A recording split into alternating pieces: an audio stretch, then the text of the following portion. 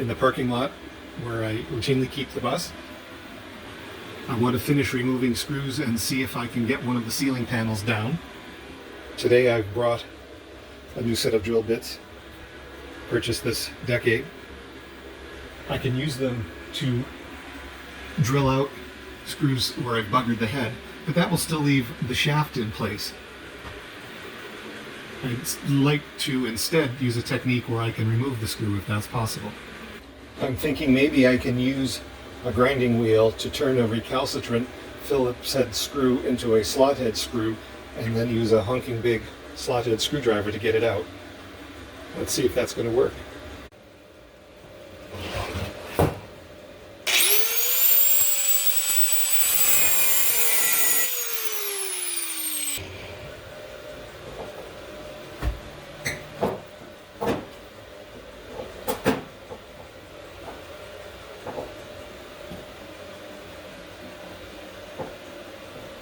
This seems to be working.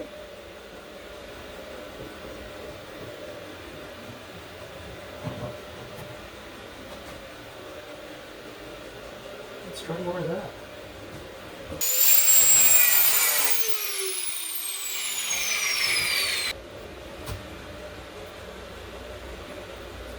And this one doesn't want to budge. Perhaps with a little persuasion.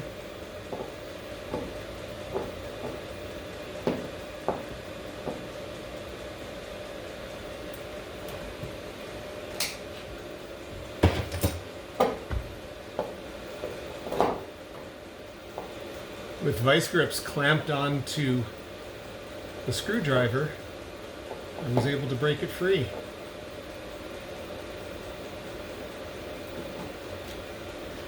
Two for two. I should mention how indispensable I have found it to have a power station like this one during the build process. If you're doing your skoolie build in a location where you don't have shore power, I think you'll find endless uses for a power station. This one I use to power 110 volt tools, strings of lights, a light for filmmaking purposes. The diesel heater that I depend on is fueled by diesel, but it also requires 12 volts DC to operate. You won't be able to operate heavy machinery continuously all day with the limited power that the inboard battery provides, but for intermittent use of heavy machinery it's just fine. I've also used it to run a soldering gun when I'm doing wiring in the bus. This channel doesn't have any sponsors at this point, and there may be a maker of power stations that you swear by. I did online research and settled on this EcoFlow Delta and found the specs and price point to be really competitive. Using the technique with the grinder and the slot head screwdriver, I have removed all the remaining screws from this row except for one. And it's not that I can't get it to turn, it's that when it turns, it doesn't come out. So I will have to resort to other means for this one. Thankfully, it did stop spinning when I took to it with the drill and I was able to drill the head off.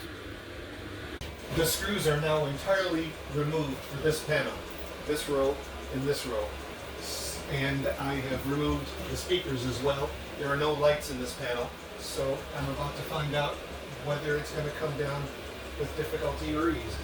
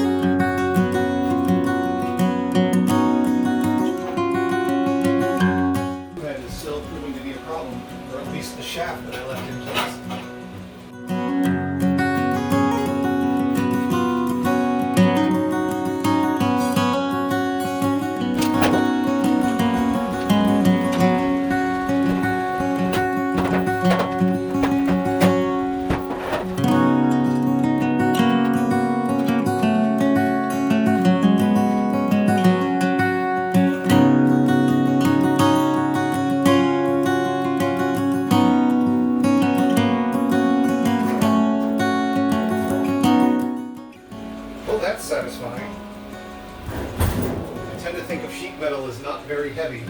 That doesn't describe this. It's fairly substantial. I'm hoping to use it on two sides of the frame that I've built for the generator out back. It certainly will be durable enough. Let's see how easy it is to work with it as a building material. This is also the first opportunity I've had to see what's going on with the panel removed. I'm going to be taking out this insulation and replacing it with sprayed in closed cell foam.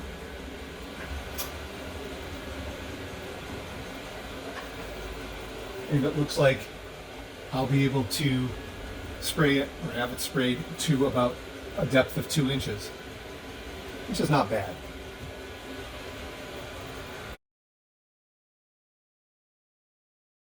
My goal is to create life support systems on the skoolie that will allow for boondocking, camping without hookups.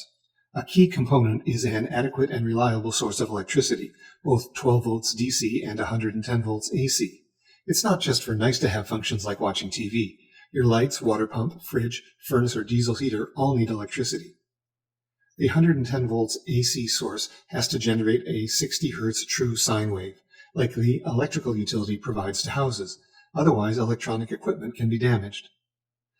A decent amount of storage is desirable, so you don't need to be generating all your electricity at time of use. Oh yeah, and it would be good if the system was cheap, quiet, and environmentally friendly. There are a number of potential sources of electricity for a mobile home when shore power is not available. The alternator under the hood, solar panels on the roof, and a fuel-burning generator. But the alternator generates electricity only when the engine's running. Solar panels work only in the sunlight, and generators shouldn't be used at night if others are nearby. So van lifers and skoolie owners often use several of these sources at different times.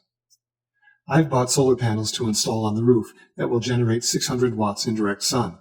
I may get a DC to DC converter so the alternator can charge the battery bank when I'm driving down the road. But it's been important to me to also have a gas generator for when those other sources are unavailable or won't produce enough electricity to run, for example, an air conditioner. A few months ago, I bought from Harbor Freight Tools the Predator 3500 generator. I'm happy with its size and features. It puts out at peak 3500 watts, and it's a true sine wave generator that won't fry delicate electronics, but it's of a size that I couldn't really see a way to fit under the bus, and I've decided to put it in this cage I just welded and mount it on the back of the bus. There are a number of features that the container has to have. Obviously, it has to be strong enough. It also has to deter theft and keep most of the weather out.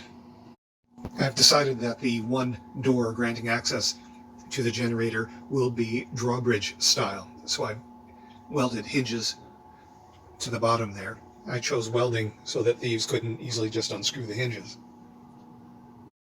The side of the cage facing the back of the bus, I'm going to leave exposed to promote air circulation.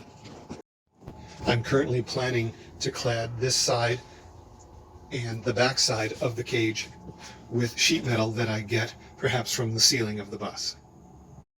I'm a newbie welder, and I've been doing the fabricating on our back patio. It's a bit of a race against time because it's late December, early January, middle of Canadian winter, and it's been remarkably mild. I'm not meant to do welding while I'm standing in anything damp. So far the patio is dry. I'm hoping to get the welding done before significant snow comes. It's just a few degrees above freezing on a gray day in January here in Ontario, Canada. I have some grinding and welding to do, some final things I need to accomplish on the frame for the generator.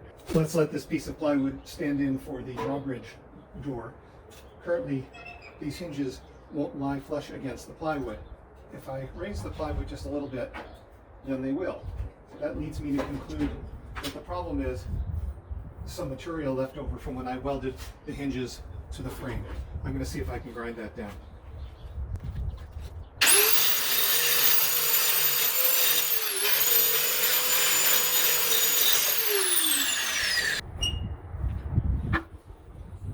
Close enough. I've now got the cage flipped upside down. The Predator generator from Harbor Freight Tools that I'm using has a pair of carrying handles at the top of it.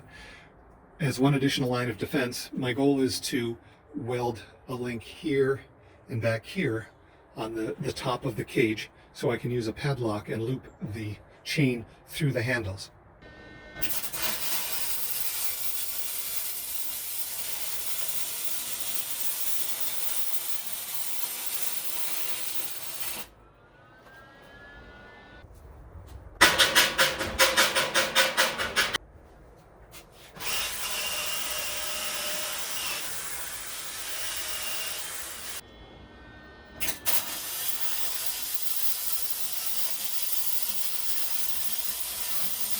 That seems solid enough.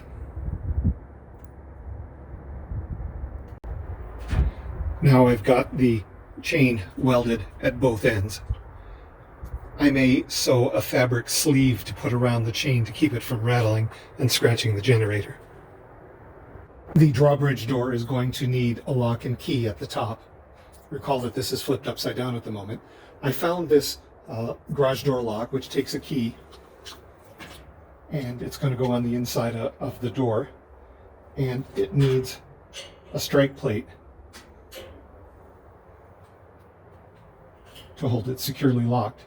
So that's what I'm going to weld now.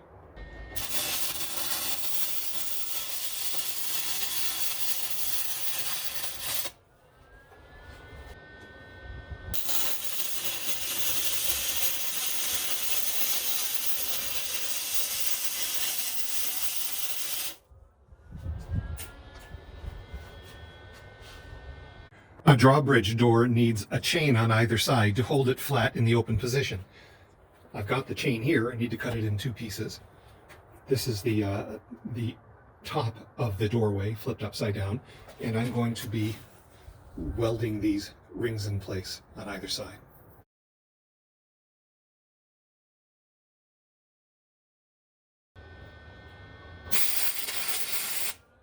It's only 5:15 and we've pretty well lost the light. But not before I got these two rings welded in place.